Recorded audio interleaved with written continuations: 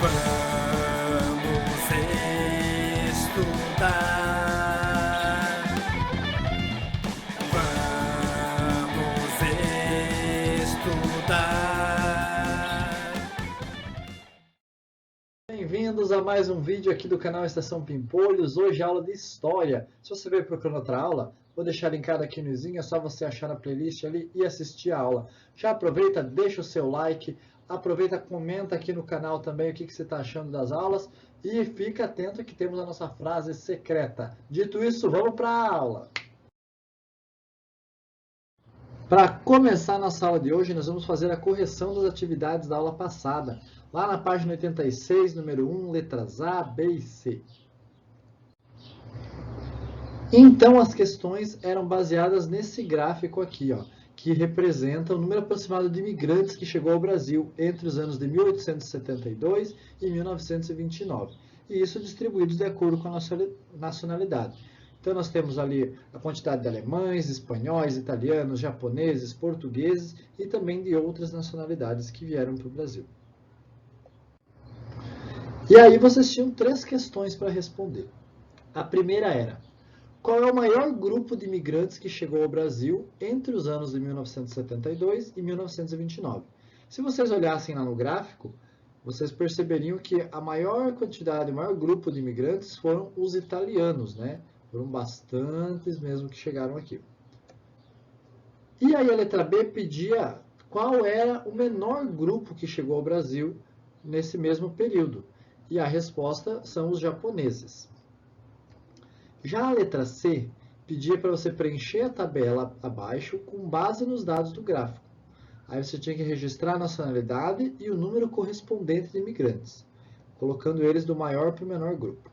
Então aqui está a tabela já com a resposta. Então está aqui, ó, italianos, 1.479.000 imigrantes. Nacionalidade portuguesa, 1.195.000 imigrantes.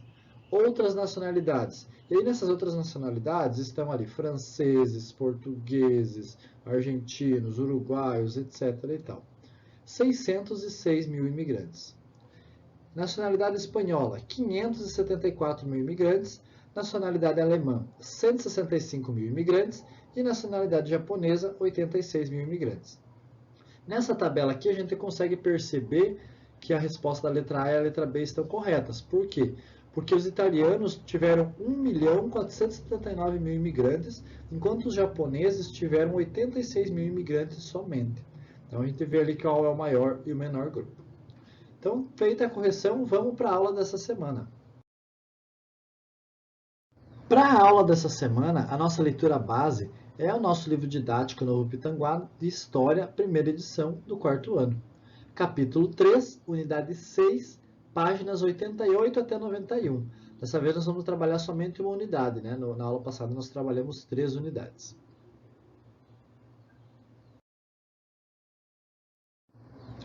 Capítulo 3, unidade 6. É a imigração para o Brasil na atualidade. Então, nos outros capítulos nós falamos da imigração no passado, né? Ali de 1872 até 1929, que foi a época da colonização de alguns lugares do Brasil, né, que não existiam, porque o Brasil foi colonizado ali mais ou menos na faixa do litoral e o interior do Brasil mesmo não estava colonizado. E foi nessa época dos imigrantes aí que começou a ser colonizado, inclusive a nossa região aqui. Então, a época de ouro da imigração para o Brasil foi entre os anos 1870 e 1930, que é a época que a gente trabalhou anteriormente. Mas, atualmente, muitos imigrantes ainda vêm para o Brasil. Só que agora eles vêm de alguns países diferentes de antigamente. Então, antigamente ali nós tínhamos bastante italianos, alemães, né, japoneses.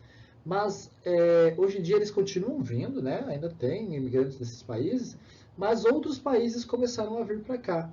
Temos imigrantes chineses, coreanos, temos imigrantes argentinos, imigrantes uruguaios, imigrantes venezuelanos. Então, principalmente aqui dos países da América do Sul, começaram a vir morar no Brasil. Então, aqui nós temos 2 fotos de 2 pessoas famosas. Temos o Ricardo Pereira, que é um português que é ator da Rede Globo, e temos o Walter Kahneman, que é um argentino que é zagueiro do time de futebol do Grêmio. eles também são dois imigrantes, porque eles não são nativos aqui do nosso país, mas eles moram aqui. Né? Ambos moram aqui por causa do trabalho, né? O Kahneman porque está jogando num time daqui e o Ricardo Pereira porque é ator de uma emissora aqui do nosso país. Então, os estrangeiros vêm para o Brasil por motivos muito mais variados que antigamente. Antigamente, o que era? Era para vir colonizar. Claro que, se você pensar, o motivo principal continua sendo o mesmo, né? Que eles vêm em busca de melhores oportunidades. Mas os motivos mais básicos não são esses. Então, antigamente eles vinham ali para colonizar, porque queriam construir a sua terra, queriam conhecer, né, outros lugares. Hoje não é mais isso, porque hoje não tem mais lugar para se colonizar. Né? Muitos poucos lugares não são explorados no nosso país. Então eles vêm porque eles enxergam oportunidades aqui no Brasil. Né? Seja oportunidades de emprego, seja oportunidade de uma vida melhor, é por isso que vem.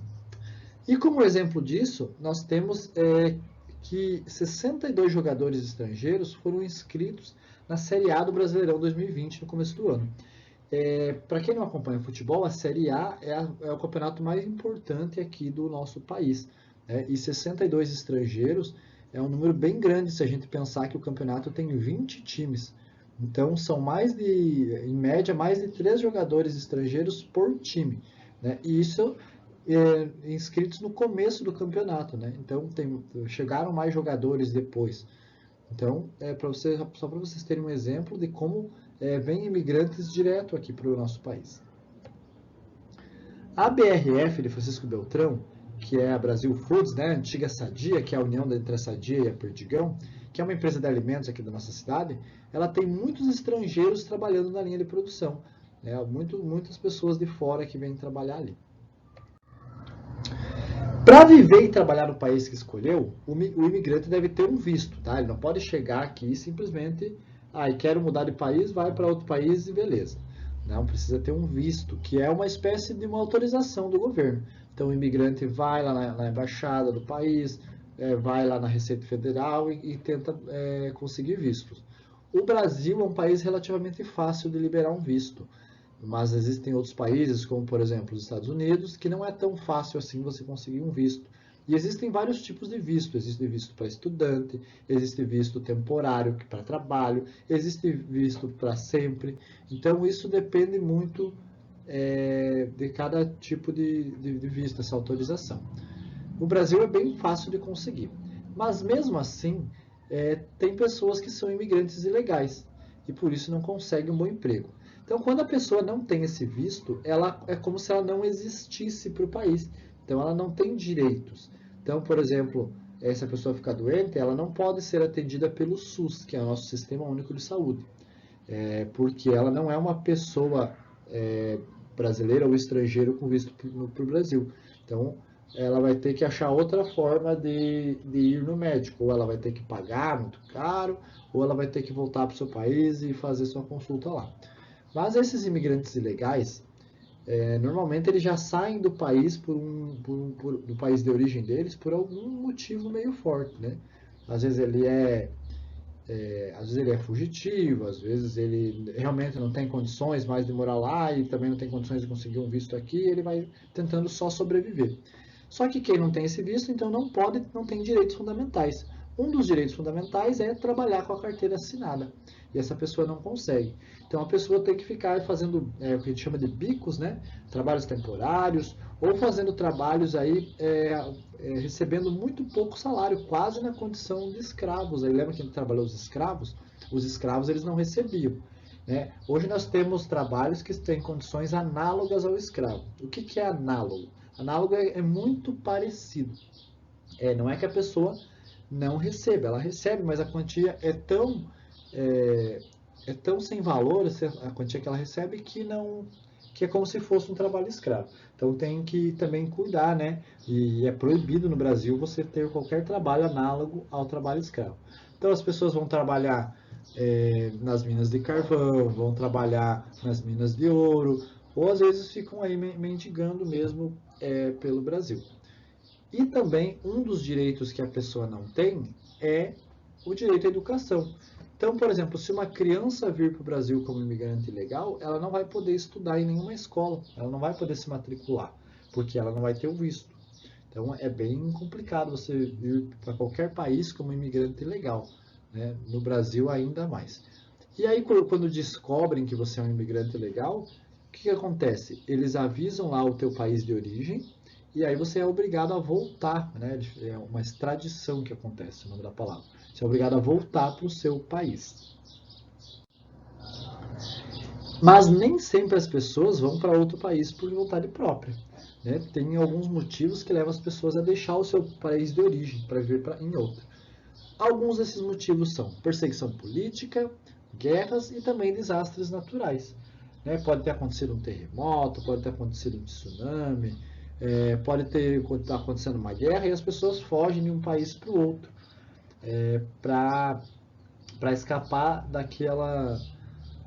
daquele evento que está acontecendo que não está fazendo bem para ela, onde os seus direitos fundamentais como ser humano estão sendo privados. E para isso existem várias leis internacionais que protegem essas pessoas. Essas pessoas daí não são consideradas imigrantes, elas são chamadas de refugiados. E como eu disse, elas têm leis garantidas através de leis internacionais, têm direitos garantidos através de leis internacionais. Porém, nem sempre esses direitos são postos em prática, né? Muitas vezes os refugiados são discriminados, têm os direitos negados, não podem ter educação, né? Não tem direito à saúde, depende do país que for. Existem países que discriminam muito as pessoas que são refugiados. O Brasil não me parece ser um deles. O Brasil aceita bem as pessoas de fora, mas existem outros países que não aceitam de jeito nenhum. Então vamos recapitular. Os imigrantes são as pessoas que escolheram viver em outro país por vontade própria, né? Então elas estão aqui no país que elas escolheram porque quiseram. Os refugiados são as pessoas que geralmente são obrigadas a viver em outro país por causa de guerras, perseguições políticas, desastres naturais, etc. Então, ser refugiado geralmente não é uma coisa boa, né? Geralmente você teve que sair do seu país meio que obrigado. E quando você é imigrante, normalmente você que escolheu ser imigrante, você que escolheu o país que você quis ir. Antes aí de nós fazermos a nossa atividade, vamos pôr a frase secreta aí no comentário. A frase secreta é: seguimos fazendo história. Coloque isso aí no comentário e eu vou saber quem é que assistiu o vídeo até aqui. A nossa atividade de hoje é uma pesquisa. Então vocês vão conversar com os seus familiares e vão pedir se eles conhecem algum estabelecimento comercial, pode ser loja, pode ser mercado, padaria, pode ser salão de beleza, pode ser qualquer coisa, mas que esteja aqui na cidade de Francisco Beltrão e que foi instalado por imigrantes. Então não pode ser uma pessoa que era brasileira e instalou aqui um comércio, tem que ser uma pessoa de outro país, ver se seus familiares conhecem. E aí você vai pesquisar o nome do estabelecimento, a origem dos imigrantes, o tipo do estabelecimento e o tipo de produtos que é comercializado. O nome do estabelecimento é fácil, é o nome da loja lá que você pesquisou, né? Loja, padaria, mercado, etc. e tal. A origem dos imigrantes, aí os pais de vocês, os familiares, vão dizer, né? Qual é essa origem, se é alemã, se é japonesa, se é chinesa, se é polonesa, etc. e tal. Se não souberem, por acaso, seria bem legal se vocês pesquisassem, né? Vocês podiam, de repente, pedir para um adulto ir lá na loja ou nesse lugar, nesse estabelecimento, pedir qual é a origem deles para você colocar aqui nas respostas, né? Fala que é para um trabalho de escola, pode ser até você mesmo, desde que de máscara, né? Todo mundo de máscara aí quando sair à rua e sempre passando álcool em gel nas mãos e lavando com sabão sempre que possível, sabão, sabonete. Aí você vai perguntar, né, a origem desses imigrantes, né? Da onde que eles vieram. E também você vai perguntar, aliás, você não precisa perguntar, isso é fácil, né? Você vai saber qual é o tipo de estabelecimento. O que é o tipo do estabelecimento? Se o estabelecimento é uma loja, se é uma padaria, se é um mercado, se é um salão de beleza, o que é esse estabelecimento? E a última coisa que você tem que saber é o tipo de produtos que é comercializado. Então, por exemplo, se for um salão de beleza, o tipo de produto é corte de cabelo, né? Não vai o salão de beleza, ele não vende necessariamente um produto, ele vende um serviço, né? Mas aí você coloca lá cortes de cabelo, pintura, fazer a unha, etc e tal. Se for uma loja de R$ 1,99, por exemplo, o tipo de produtos que é comercializado são utensílios domésticos, são brinquedos, ferramentas, etc e tal. E se é uma padaria, o tipo de produtos que são comercializados são alimentos. E aí você vai ver conforme o estabelecimento. Né? Aqui na nossa cidade eu já sei que existem alguns. Eu quero que vocês pesquisem aí e vamos ver aí quantos estabelecimentos diferentes a gente consegue. E aí você vai escrever as respostas em seu caderno. Lembrando que essas perguntas já estarão lá no PDF que eu mandei para os pais.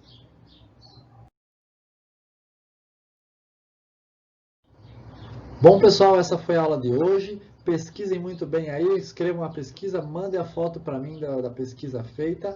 E eu espero vocês na próxima aula, na próxima semana. Até mais. Tchau!